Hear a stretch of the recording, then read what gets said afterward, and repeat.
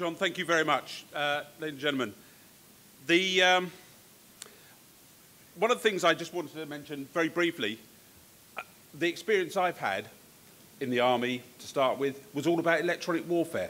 That was the cat and mouse game that we played, we still play, but we played 20, 30, 40 years ago, about one side and the other, trying to get in, trying to defeat attackers in the electronic space. It's moved on to the cybersecurity space, but we certainly have had these sorts of cat and mouse games for many, many years. I wanted to first of all talk about the skills gap that we've got. Why have we got the skills gap? Well, it's really a result of the mismatch of supply and demand. And I'd first like to look at the demand side. On the left are some of the more obvious requirements and some of the not so obvious requirements on the right. These are the sorts of people, the sorts of jobs that are out there now. Very easy, and I think many of you detect the ones and understand the ones on the left. The ones on the right, the fact that lawyers, there is a growing need for lawyers to understand lots of these liabilities to do with data protection, retention of data, all those sorts of things. Big area for growth in the legal profession. There's certainly a big need for more teachers with better skills in this sort of area, and I'll return to that particular point. Comm specialists, that was my shorthand for actually saying we need people who can develop awareness campaigns to be used within companies, awareness campaigns for the public. But I won't say too much more about that because I know that Tony Neat is going to say more on that. But there are lots of people there on that list on the right-hand side. Professions who probably didn't think they had the skills or were touched by cybersecurity. And particularly the one at the bottom, users. We have to make sure that that education stretches all the way down to individual users, not just to the specialists.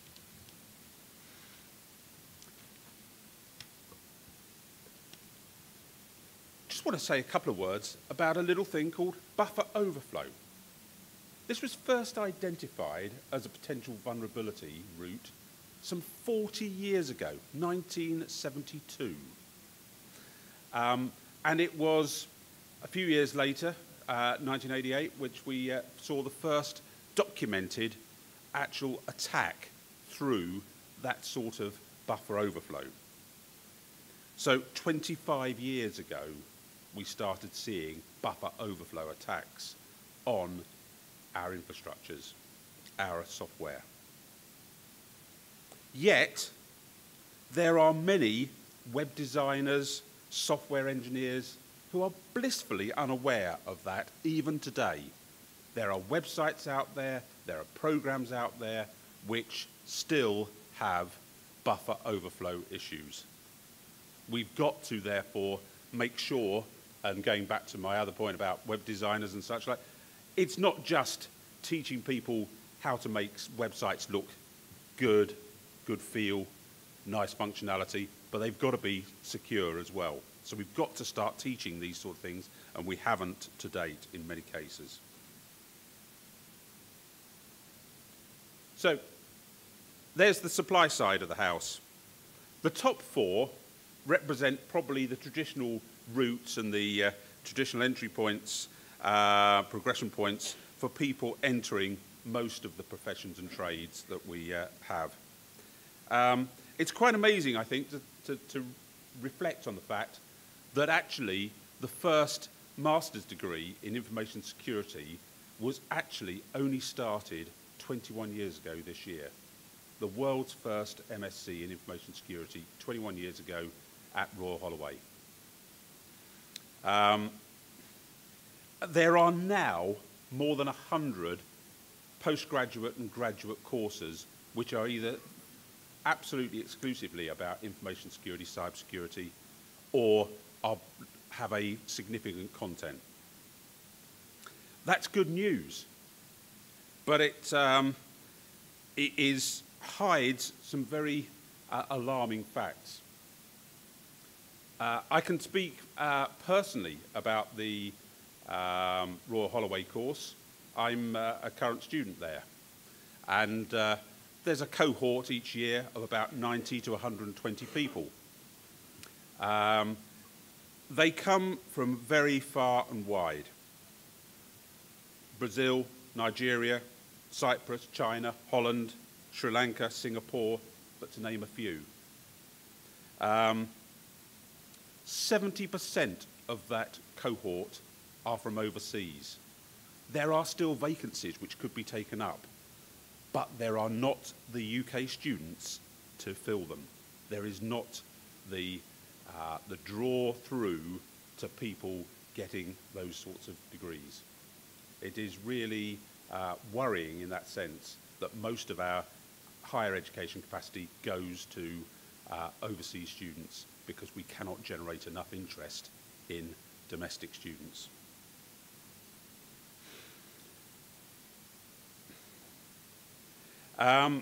You'll see on the supply list also self-taught and career switch.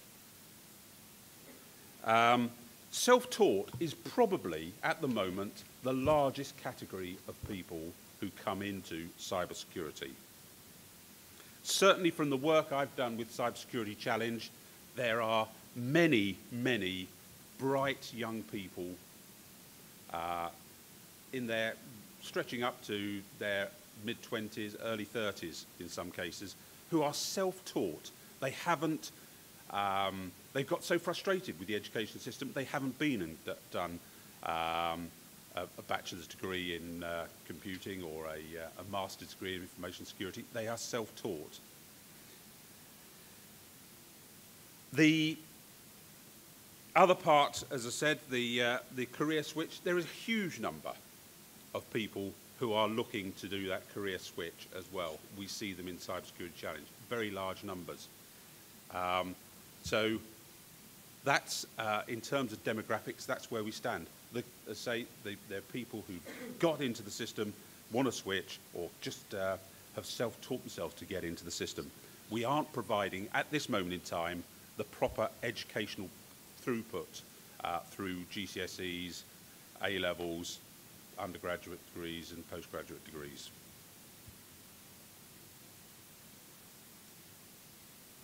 I just wanted to draw one statistic to you. That is the number of students in England taking GCSE ICT in the years 2000 through to 2012. You can see the decline in those numbers, significant decline in those numbers at the time when the demand for people working in the IT sector, working in the information security sectors is going up. It's going up. I won't, you know, that gap is getting bigger in the real sense. And it's even more worrying when you know that the GCSE in ICT as it currently stands at the moment is really no more than Microsoft Office application use. There isn't anything about programming really. There's nothing about security. There's nothing about other powers of computing. It's all about office automation. Thankfully, I believe that this deficit is now being recognised, and it appears that the Department for Education are pressing ahead with introducing a new GCSE in computing in the coming 18-24 months. And I think the syllabus, well, in fact, I know the syllabus is out for public consultation at the moment. That is good news. It's being pressed ahead with to develop a new GCSE in computing to replace ICT. Really good news. That's the seed corn at the bottom of the chain, which we'll pull through from. It's good news, but it won't be a success unless we have actually the teachers who are capable of delivering that. I would suggest to you that most of the teachers who deliver ICT at the moment struggle to know at least as much as, or if not more than, their crop of pupils. There's a real challenge at the moment in doing that. If we're going to move from ICT as it stands into computing, we need to invest in good quality teachers, and I'm really pleased as well that that appears to be addressed at the moment with, I think, from 2013, later this year, £9,000 bursaries for the best computer science graduates to become teachers, and even the British Computer Society providing £20,000 scholarships for exceptional candidates. That is very welcome indeed, and will hopefully help us address this issue at the bottom end. So that's by way of background. The cybersecurity challenge, the purpose, what we are doing is there. Identifying, inspiring, informing and enabling people who want to join the profession. And we hopefully are trying to close that skill gap. As an initiative, that's the current list of 48 sponsors, and there's a further 16 affiliates on top of that. That's a huge cross-section of industry there supporting, believing in this as a good way forward to get the talented people into the industry. It's all about identifying and enabling the right people, identifying that talent and enabling it to get into industry. Some of the initiatives that we've been doing, that's a photograph of the first cyber camp that we ran in the summer at the University of Lancaster as an initiative engaging and bringing in the academic community to support development of people. We also ran last year Careers Fair and a pilot schools programme. I'm delighted that we heard only yesterday that the government has funded the startup costs for a new schools programme for Cybersecurity Challenge to run. So that's 95,000 of new funding that's coming to the challenge with immediate effect to start a schools programme for this summer onwards. We can then play our part alongside eSkills UK, the British Computer Society, STEM ambassadors and other stakeholders in actually trying to get that bottom end generated. Influencing young people at the critical stage when they can make career choices about where they go. Finally, the key challenges I believe that Cybersecurity Challenge has, resourcing that expansion, good news I've just related there. We need to reach wider, we need to reach younger. That helping reaching to the schools is going to be tremendously important. Looking to broaden the base of people that we get in is a big challenge as well. And we need to continue to engage with candidates after they've been through our programme to help make sure they're placed into jobs. That's some of the challenges we need if we're going to help fill that skills gap. Thank you very much. Nigel, thank you very much indeed.